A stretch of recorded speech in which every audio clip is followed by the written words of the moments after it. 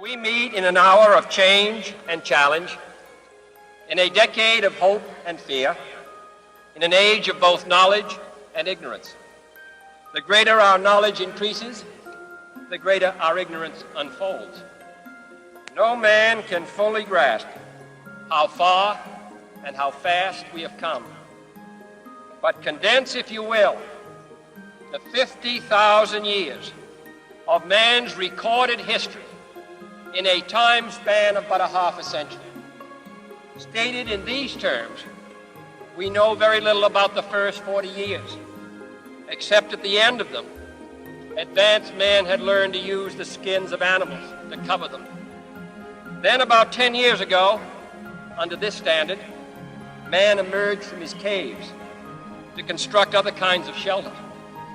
Only 5 years ago, man learned to write and use a cart with wheels. Christianity began less than 2 years ago. The printing press came this year. And then less than 2 months ago, during this whole 50-year span of human history, the steam engine provided a new source of power. Newton explored the meaning of gravity. Last month, electric lights and telephones and automobiles and airplanes became available. Only last week did we develop penicillin and television and nuclear power. This is a breathtaking pace, and such a pace cannot help but create new ills as it dispels old. So it is not surprising that some would have us stay where we are a little longer, to rest, to wait.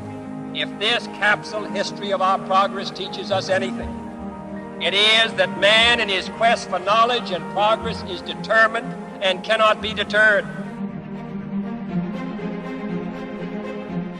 We shall send to the moon, 240,000 miles away, a giant rocket more than 300 feet tall on an untried mission to an unknown celestial body, and then return it safely to Earth.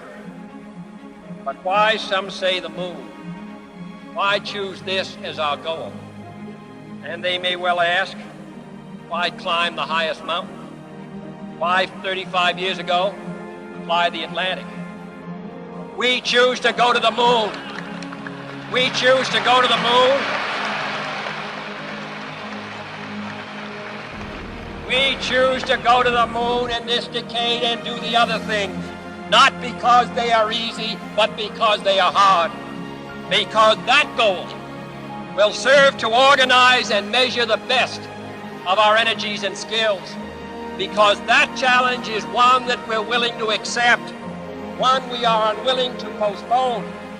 And therefore, as we set sail, we ask God's blessing on the most hazardous and dangerous and greatest adventure on which man has ever embarked.